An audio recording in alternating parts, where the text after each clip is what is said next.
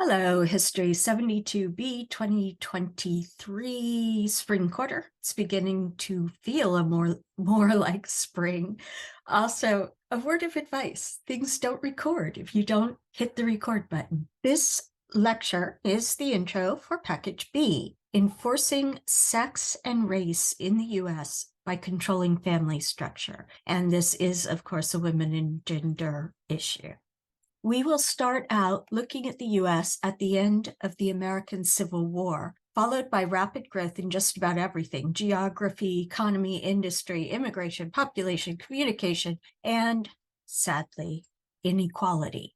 Westward colonization of North America by white Americans was accomplished through the wholesale murder of Native Americans. At the same time, settlements with sparse population, especially white American population, did offer a degree of possibility to some marginalized groups. We will look at 3 amendments to the Constitution that should have resulted in greater equality, but did not. And finally, we will take a brief tour of an actual court case. The U.S. in 1865 bore very little resemblance to the U.S. in 2023. In terms of political and regional boundaries, this on the slide currently is what the U.S. looked like right at the end of the American Civil War. The gray in the South are former Confederate states, and blue states are the ones that stayed in the U.S. proper. The yellow areas were not yet settled by white Americans. Many, not all, but many of the surviving Native American groups had been pushed west of the Mississippi River, on top of people already there in the yellow territories. The territories are regions that the U.S. claimed, but did not actually control in 1865. Often people think that in Reconstruction, it was the former Confederate states being repaired physically, which did happen, but Reconstruction actually refers to the reconstruction of the nation united. Having said that, white folks in southern states threw themselves into recreating enslavement in all but name. Black people pushed back against this, of course, but they had no military backing. The U.S., or so-called Union Army, after a brief stab at securing safety for freed people in the South, was moved west into the territories to kill Native Americans and try to take control of the Western territories. In 1865, at the end of the American Civil War, population distribution looked like this.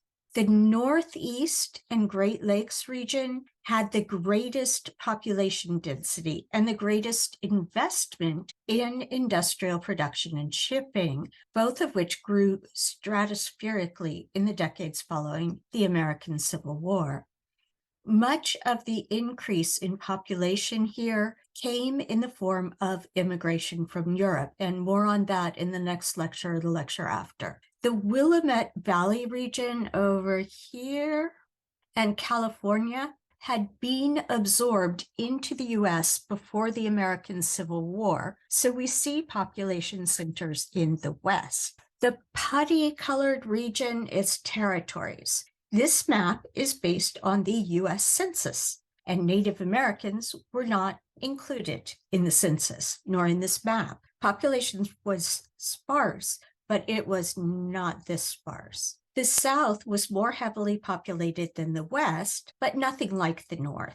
In the South, land was still divided into large plantations with only a few owners. Industry was light, and working-class white folks mainly worked in what industry there was or worked on small plots as sharecroppers. And you may know this already, but sharecroppers, it's exactly what it sounds like. The sharecropper shares, or actually pays as rent, part of their crops to the person who legally owns the land they farm.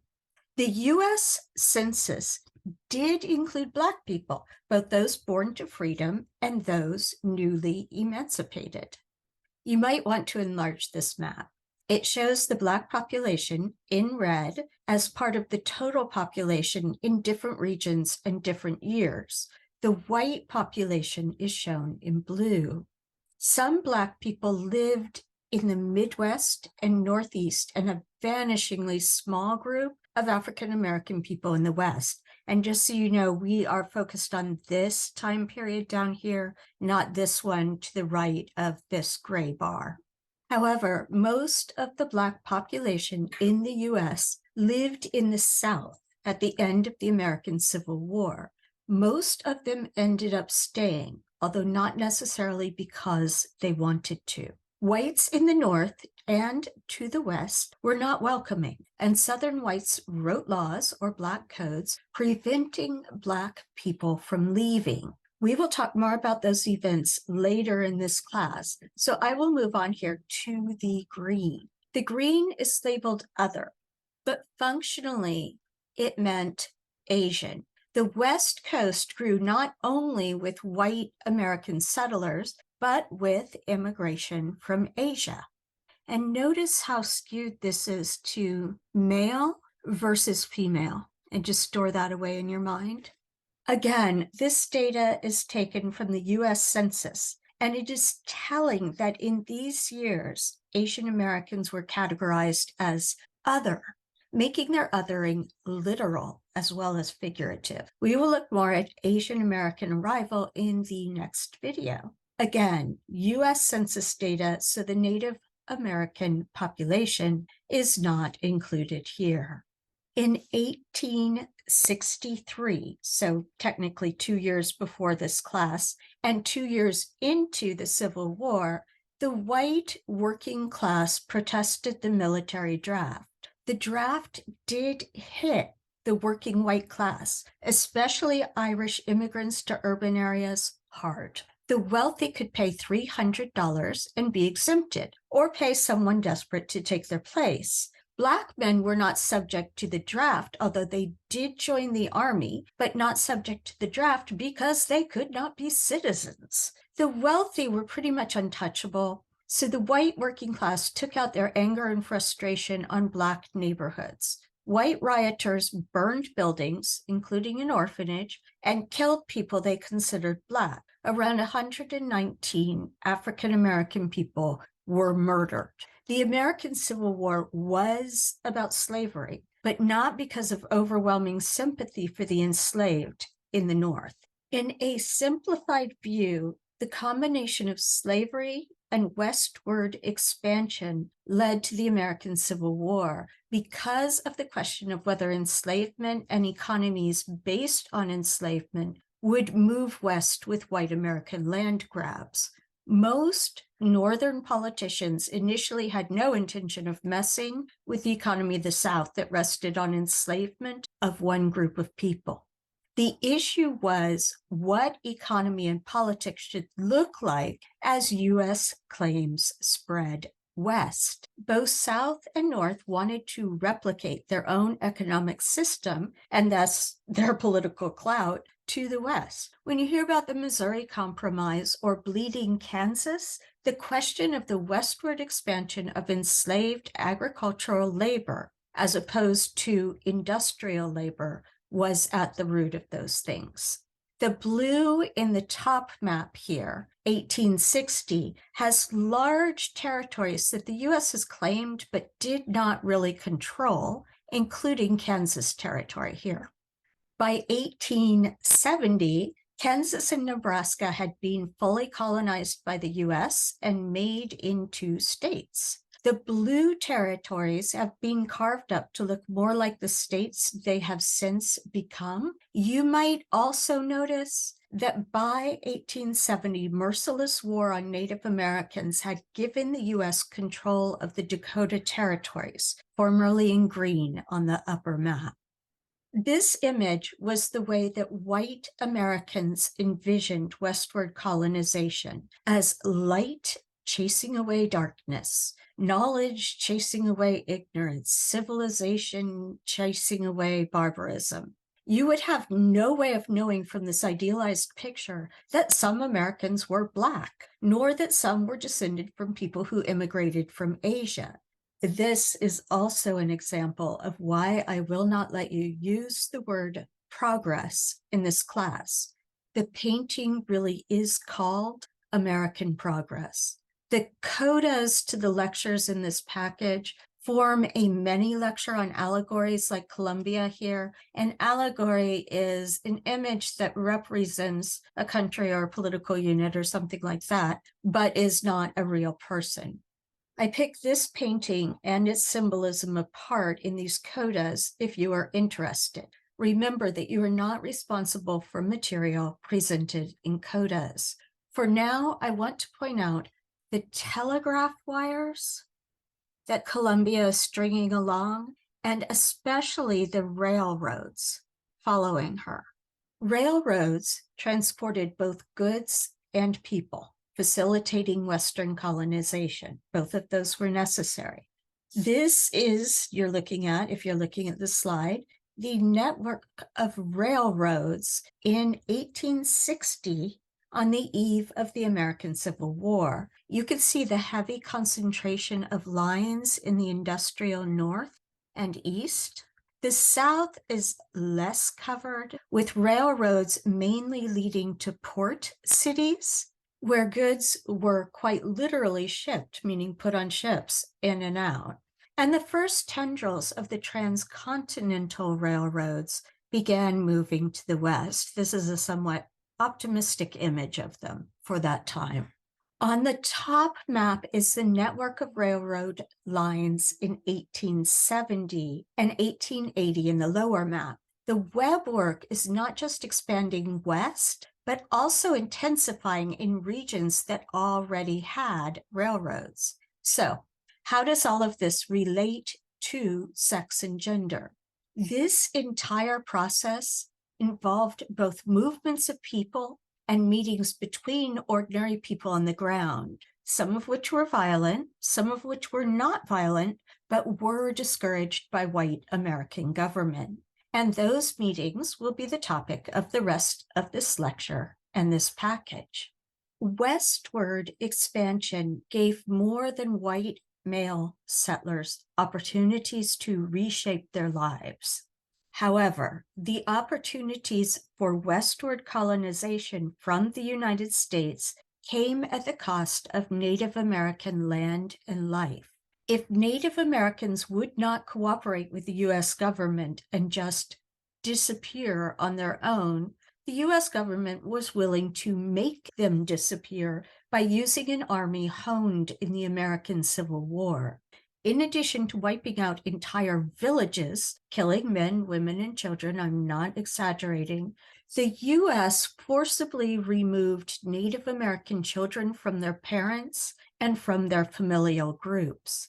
These children were taken to what were called Indian boarding schools, where, if they were lucky enough to survive, and again, I'm not exaggerating, if they survived, they grew up isolated away from all kith, kin, and former lifeways. Literal killing is not the only method of destroying a people, and taking children for quote-unquote education is a method practiced by many, many European and American colonizers. The two photos, if you're looking at this slide, are of a Navajo boy removed to the Carlisle Indian School in 1882. The image on the left was taken upon his arrival, so in 1882. The one on the right was taken just before he was released in 1886. White women, unlike Native Americans, gained rights in the Western territories that they could only dream of while east of the Mississippi River. Wyoming Territory, notice not state, but territory, famously presented white women with possibilities that they did not have in the full states of the United States. In most of the U.S., women could not legally vote, hold political office, own property of their own if they had a living father or husband, nor could they serve on juries, although they could be tried for crimes. Women could do all of those things by 1870 in Wyoming Territory. The story goes that Wyoming towns were trying to attract women to make up for a heavily skewed sex ratio. But these women shown on the slide, they were already there. So it is also likely that a sparse population did not have the luxury of pretending that women were incapable creatures. The anonymity of the West allowed people a greater ability to define themselves and their lives on their own terms. The husband and wife on the left feature in the image for this course, the one on canvas. The standing man was identified as female at birth, as was the man on the far right, in the image on the far right. The two women in the middle image were both identified as male at birth. The West also afforded far more flexibility in structuring families in many ways without the penalties faced by families who fell outside of the idealized middle-class structure in the eastern part of the United States. Back in the Union, busily reconstructing itself after dividing in civil conflict, opportunities for self and family were far, far more limited. Governments from the national down to municipal or city stepped in to control race and sex by mandating who could marry whom and how children of unions not sanctioned by law should be treated. Nowhere were these practices more draconian or severe than in the former Confederate states.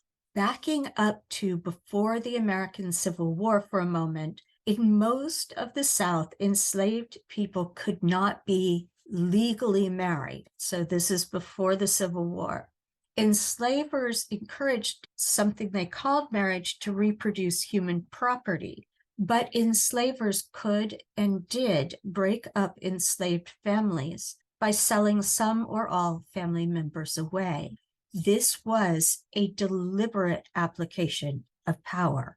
Denying legally recognized marriages to enslaved families served as a demonstration of power as well as of complete callousness. In the American South, enslavers used the threat of sale of family members to coerce enslaved individuals. But for the most part, enslavers just did not care if they separated mothers from children, even if those children were the enslaver's own.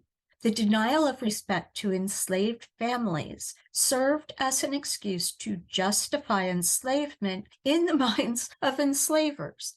Enslaved people were deemed inferior because they didn't have stable families. They didn't have stable families because they were enslaved. Basically, the logic of enslavers boiled down to enslaved people deserve to be enslaved because they were enslaved.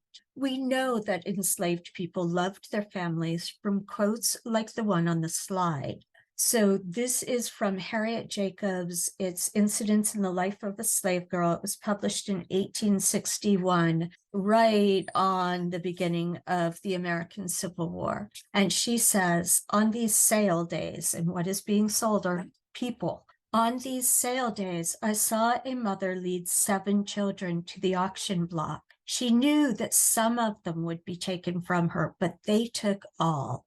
The children were sold to a slave trader, and their mother was bought by a man in her own town.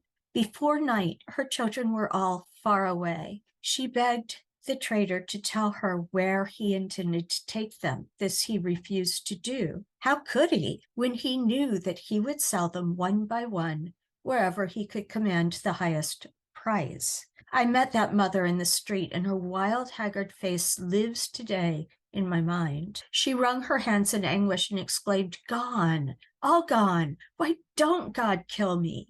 I had no words wherewith to comfort her. Instances of this kind are of daily, yea, of hourly occurrence. We know that enslaved people loved and valued their families during their period of enslavement. We also know, because one of the first things that people did when they were freed was to search for family members, including putting notices in newspapers. Freedom and family were not a foregone result of the American Civil War. I have found that it is not uncommon for people coming out of American K-12 to credit Lincoln's Emancipation Proclamation of 1863 with creating universal freedom from bondage. This was, in fact, not the case. The Emancipation Proclamation only freed enslaved people in states that joined the Confederacy. You are looking at the first page of the Emancipation Proclamation on the left and a partial transcript on the right. The highlighted area shows what I am talking about here. All persons held as slaves within any state or designated part of a state, the people, in this case they mean white people, whereof shall then be in rebellion against the United States, shall be then, and now they're talking about enslaved people, thenceforward and forever free. Even setting aside the fact that legal freedom was not going to translate into reality, it was not as if Confederates were going to obey the proclamation. Not all slave states seceded. The proclamation left more than 700,000 people enslaved in the border states of Delaware, Kentucky, Maryland, and Missouri that officially stayed in the Union. The Emancipation Proclamation was a tactical maneuver, not a humanitarian one, but it did commit the United States to the cause of abolition in the case of victory. As it happened, the U.S. Army did prevail. However, the fatal shooting of Lincoln put the presidency in the hands of Andrew Johnson, not to be confused with Andrew Jackson, who was not only okay with slavery, but was loudly and unapologetically racist.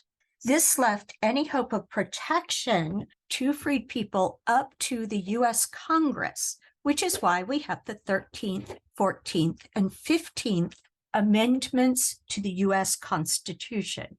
You are looking at the 13th Amendment ratified in 1865. The actual amendment is quite short, just the part in the red box. The rest of it is signatures and be it resolved, that kind of language. The text in the box on the right is a transcript of the entire, not part, but the entire 13th Amendment. We tend to say that the 13th Amendment freed enslaved people, but constitutional amendments are tricksy things. They don't actually guarantee anything like freedom in the positive sense. They're phrased in the negative. As amendments go, the 13th is fairly straightforward. At heart, it says the highlighted bit here, neither slavery nor involuntary servitude shall exist in the United States. White people in the South respected the slavery bit in as much as they were forced to. The involuntary servitude part, not so much. The first thing that freed people did was to look for family members if they had them. The first thing that Southern whites did was try to reestablish slavery in all but name. Individual states passed legislation called Black Codes. These laws granted some rights to African Americans, like the right to own property, to marry, or to make contracts, but they were designed to deny Black people fundamental freedoms, basically hollowing out any rights that were granted only grudgingly. White lawmakers forbade Black men from serving on juries or in state militias. They refused to recognize Black testimony against white people, and they forcibly apprenticed orphaned children to their former enslavers. Black codes also established severe vagrancy laws. Mississippi's vagrant law required all freedmen to carry papers proving that they had means of employment, papers that could only be written by white men. If they, meaning the Black men, had no proof when challenged by a white man, Black men could be arrested and fined. If they could not pay the fine, the local sheriff had the right to hire out his prisoner to anyone who is willing to pay the fine. Similar cruel vagrancy laws throughout the South basically penalized Black people for sitting down in public. And again, I'm not exaggerating. Black codes effectively criminalized Black people's leisure, limited their mobility, and locked many into exploitative farming contracts. They also left Black communities exposed to violence and terrorism, endangering families. The image on the slide here is effective, but also, let's face it, condescending. Black people did not just cower waiting to be saved. You see that in one of the readings in this lecture package. Basically, the civil rights movement began as soon as the abolition movement left off with the ratification of the 13th Amendment. Some congressmen, and they were only men at this time, were sincerely committed to equality. Others were alive to the fact that legislation that did nothing in practical terms would undermine their credibility and power. So Congress passed the Civil Rights Act of 1866. This was the federal government's first pass at defining citizenship at the national as opposed to the state level. I am certain that you can guess how well that worked out in the South. Congress had already been developing the 14th Amendment. They were under no illusions at this point. Released in 1866, but not ratified by enough states to pass until 1868, the 14th Amendment to the U.S. Constitution is said to guarantee birthright citizenship and equal protection of the laws. But remember, amendments are tricksy things without positive guarantees. And of all amendments, the 14th is arguably the trickiest. It is also the bedrock for the basic civil rights that we take for granted on a day-to-day basis. I am planning to have a legal scholar come into our live lecture time to talk about the 14th Amendment. But for now, just know that anything that rests on the so-called right to privacy rests on the 14th Amendment. Incidentally, the words right to privacy arise in interpretation of the 14th Amendment. The actual words are not there. The right to privacy interpretation means things like, we have the right to not have police looking through our window, trying to catch us in any sort of sexual act that they don't approve of, regardless of whether the partners are opposite sex or not. This was something that the police actually did right up through the 20th century. Birth control rests on the 14th Amendment. If you know no other amendment, know the first and second parts, the citizenship rights and equal protection of the 14th Amendment. We will be revisiting them in class right up through the 20th century. For now, though, we will move on to the last of the Reconstruction amendments.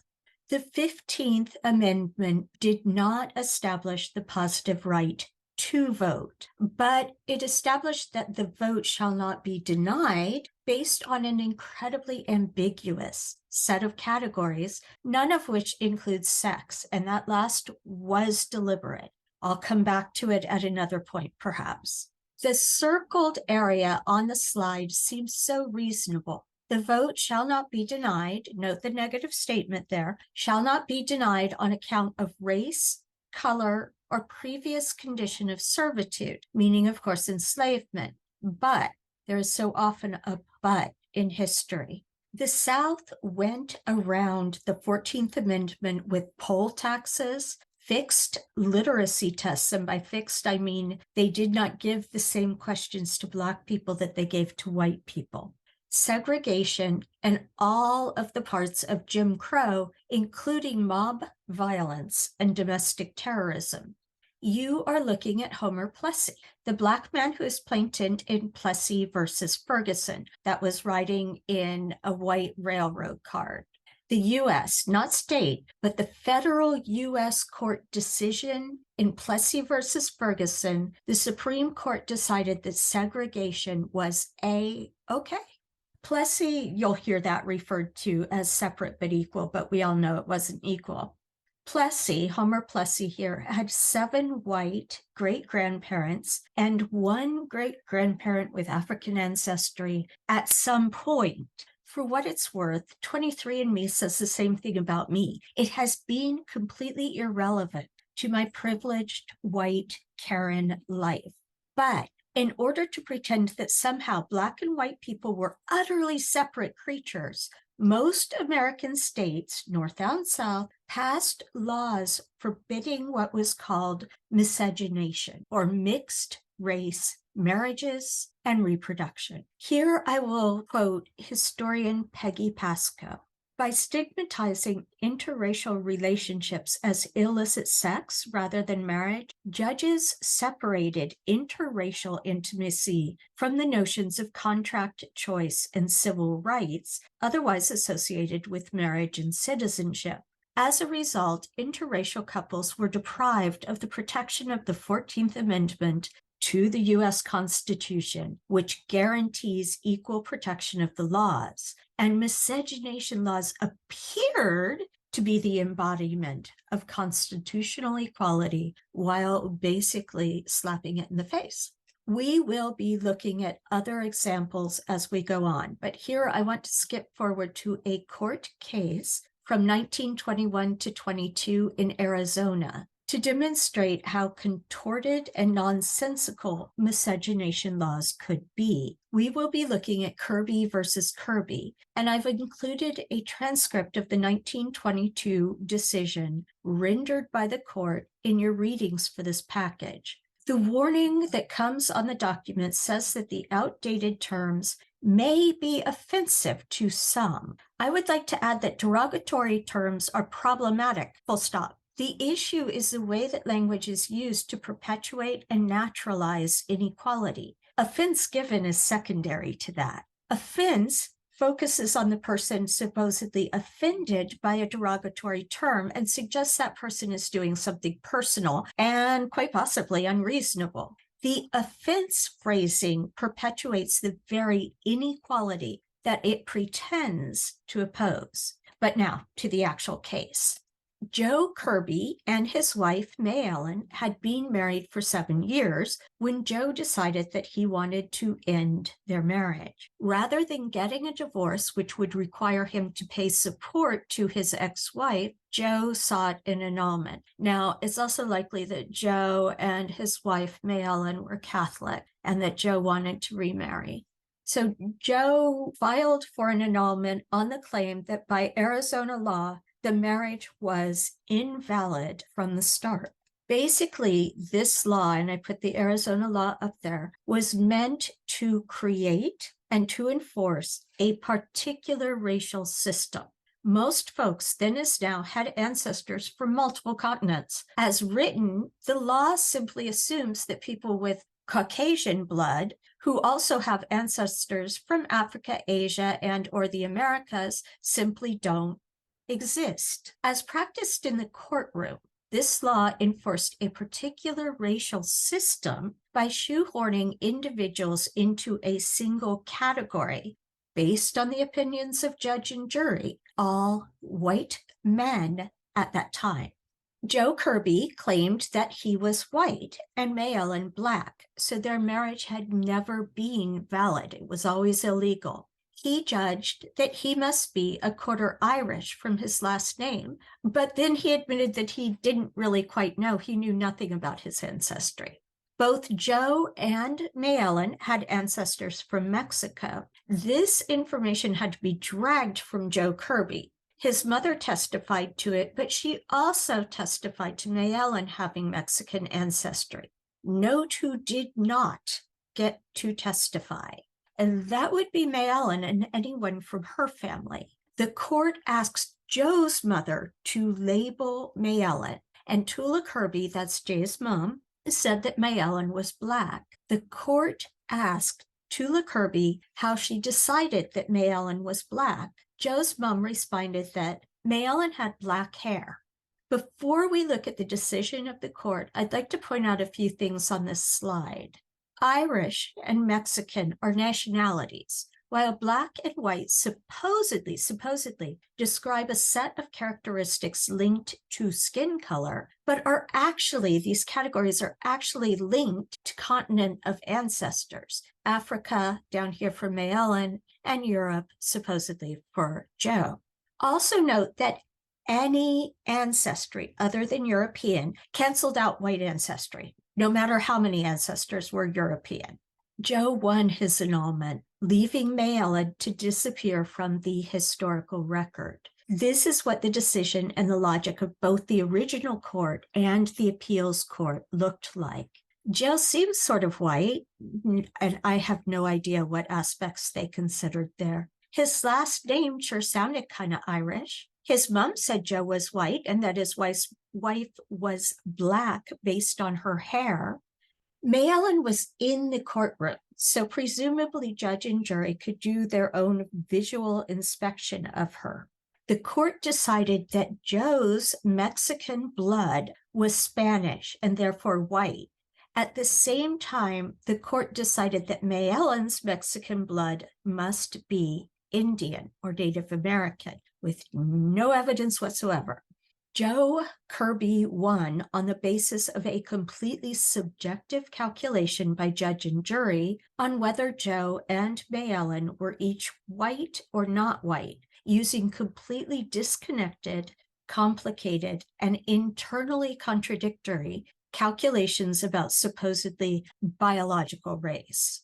Key points of Lecture 5. One way that the post-American Civil War U.S. can be divided is by region, and here I have done it by north, south, and west-ish, because I didn't really talk much about the Pacific Seaboard, California, and Oregon yet. The North, or really the Northeast, represented the U.S. in the Civil War. This region was densely populated and had an industrial and market economy resting on wage labor. Many, but not all, Southern states seceded to become the Confederacy in the war. Southern economy and culture rested on the agrarian or farm labor of enslaved African American people.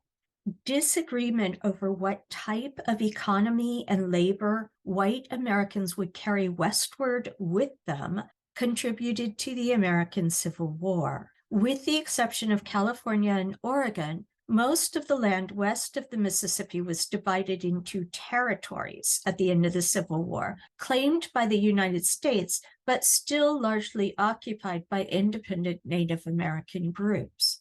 The U.S. grew rapidly in size, technology, industry, immigration, population, industrial production, and more in the second half of the 19th century. The 19th century is the 1800s. This expansion of the U.S. in every dimension was supported by the intensification of railways in the North and South, along with the construction of the transcontinental railroads.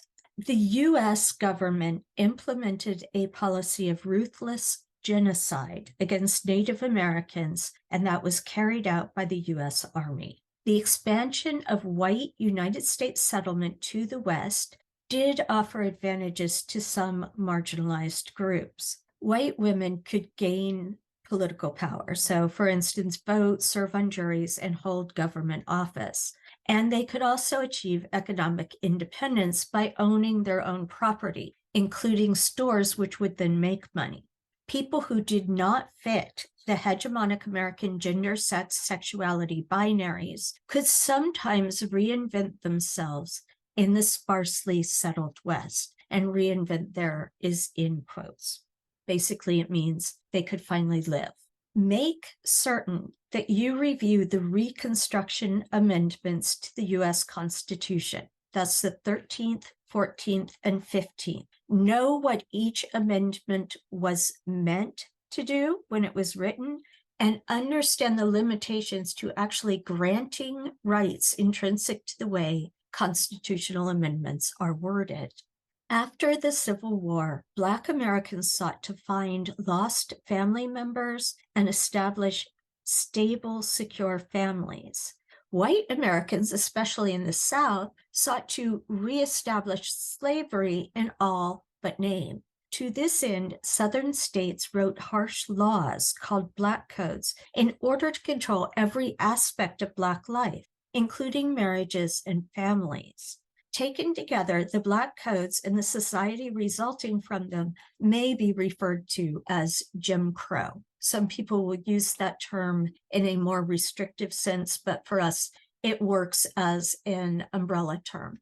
The Kirby versus Kirby case demonstrates the historical specificity of constructions of race. All branches of state governments, and US for that matter, but all branches of state governments since they made their own laws, had a hand in creating and enforcing each particular racial system. The legislative branch wrote laws forbidding intermarriage between white Americans and anyone else. The judicial branch decided who fit which racial category, no matter how nonsensical and internally contradictory such assessments were. The executive, including the U.S. Army as well as local police forces, enforced racial categories through violence. I promised to pick apart the symbolism in John Gast's 1872 painting, American Progress. Some aspects of symbolism are easy to see, like America bringing the light of civilization to a beleaguered primitive world. But absolutely everything in this painting is symbolic. I'm going to start at the edges and work into the allegorical figure of Columbia in the center. Let's start with the sky. The sun of civilization is rising in the east, conveniently located on the Atlantic coast. Convenient because English colonization started on the eastern seaboard of North America. Only shreds of lightly colored cloud remain over the gentle hills and rolling mountains of eastern North America. In contrast, the dark clouds of ignorance, I kid you not here, loom over the sharp, intimidating Rockies, which remain to be conquered. The sun rises on ships that brought American civilization to the Atlantic coast. The cities and bridge show the technological genius, supposed technological genius, of Euro-Americans. Remember, I'm reading the painting here, not describing my own opinions. Meanwhile, to the west, the American bison flee of their own accord, with no representation of the mass destruction visited on their herds. Meanwhile, all that is wild flees in the face of civilization in the foreground of the painting. The graceful deer leaps out of the frame on the better lit eastern side. The dark, dangerous bear exits to the west, and the sharp teeth and claws of the bear mirror the peaks of the Rockies, signaling danger. At least the bear gets to look grumpy about the whole thing. Like the wild animals, the indigenous peoples of the Americas conveniently flee in this painting with their dogs in the face of white civilization, conveniently melting away without any of that distasteful genocide stuff that actually happened.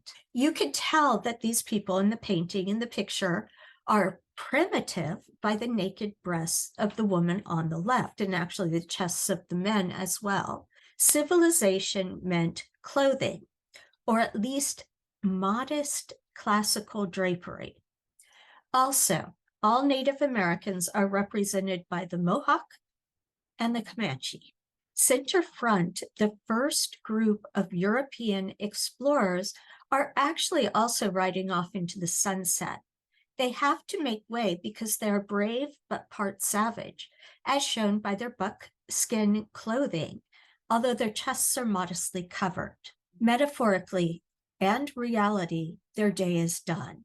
The explorers are followed by more civilized men. Notice that except for Columbia and a few Native Americans there are no women involved. And Columbia is an allegory or symbol, so she hardly represents real women. The men on the right are civilized, and we know it because they are tilling the earth, plowing, and not letting it stay unproductive.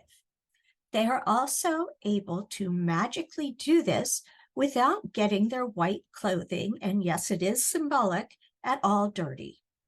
African-American enslaved labor is remarkably absent in this vision of America. The covered wagons and the trains show developments in transportation, but they have other layers of meaning. The covered wagon here shows the grit and determination that supposedly infuses white Americans. Even the oxen are dragging, and one up here has already succumbed to danger and exhaustion in the background and is being eaten by wild dogs or coyotes. I'm not sure which those are. The father of the family strides beside the oxen while his family stays shaded inside the wagon. That's not reality, folks. Here, Gast inadvertently says more than he meant to.